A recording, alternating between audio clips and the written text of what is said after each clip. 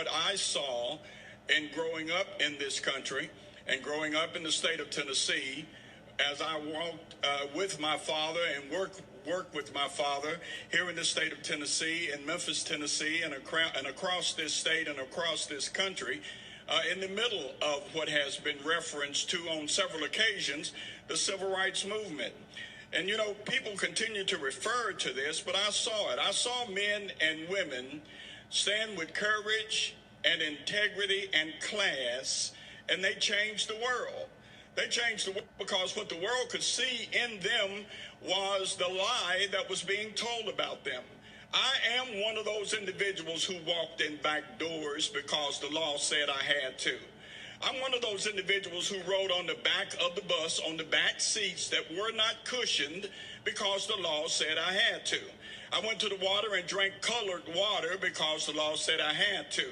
I went to a school where everybody looked like me and the country was divided and segregated because the law said that I had to. So all of these things we continue to refer to are the things that me and my generation lived. We saw it for ourselves. We're not reading it in the history books, but we lived it.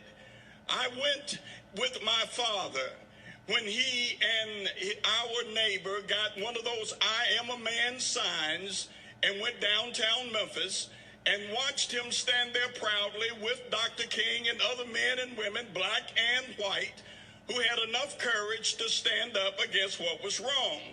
And the way they did it, they had on their suits, their shirts, their ties, hats, and if it was cold, their overcoats. They locked arms and they marched peacefully, and Dr. King stood for that which was peaceful, because the world took a look at what was happening in Memphis, in Chicago, in Detroit, in Washington, D.C., and all over this country. We changed the entire world, and we changed it because those men and women had enough guts, integrity, enough citizenship and love of country, because my father was a Korean War era soldier, as many of those other men and women were. They didn't beg for anything. They didn't beg for citizenship. They demanded it because they were American citizens who paid taxes, who raised children, who paid house notes and rent, and did everything they were supposed to do so that they could demand from this country and its Constitution those things that they were supposed to have. How did they do it? They did it by standing like men and women of integrity and class and common sense and values.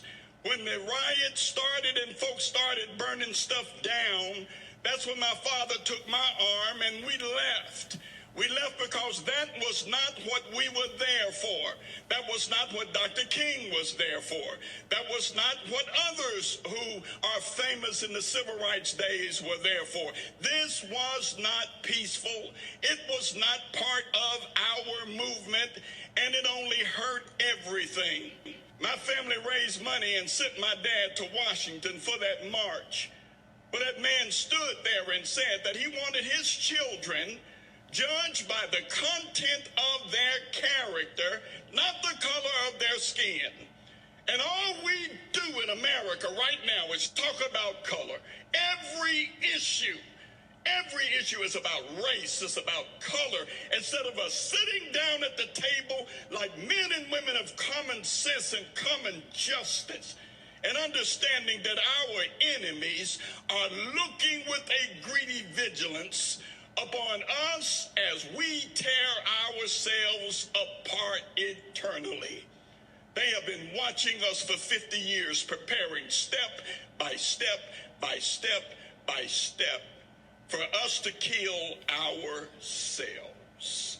And I may not be back here next year, and I'm sure everything I say is going to be misconstrued and misquoted and used against me in November. Fine, because I stand for my father's legacy. I stand for the men and women who acted like they had some sense and some courage and changed this country by being men and women who stood for something.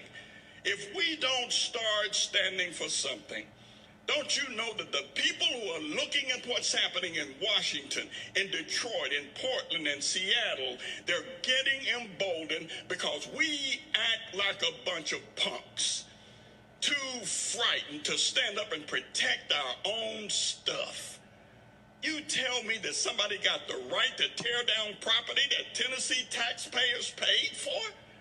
That American taxpayers paid for, and somebody has the right to destroy it, deface it, and tear it down? What kind of people have we become? That we can't protect our own stuff. Peaceful protest ends peacefully. Anarchy ends in chaos. And what we see happening right now, any of us with any common sense whatsoever, know that what we see is not peaceful. So we can continue to fool ourselves and mix with words and use rhetoric and public relations in order to frost this stuff over and put a nice picture on what we see that is frightening. I have a nephew who is a policeman who talked about getting attacked the other night. You're telling me that somebody has the right to throw feces and urine in the face of those that we as taxpayers pay to protect us, and that's okay? What has happened to us? If we don't get this right now, I've got grandchildren. I don't want to see the country we're going to have 5, 10, 15, 20 years from now. If we don't start acting like we got some guts right now, brethren, sisterin, friends, colleagues, right now.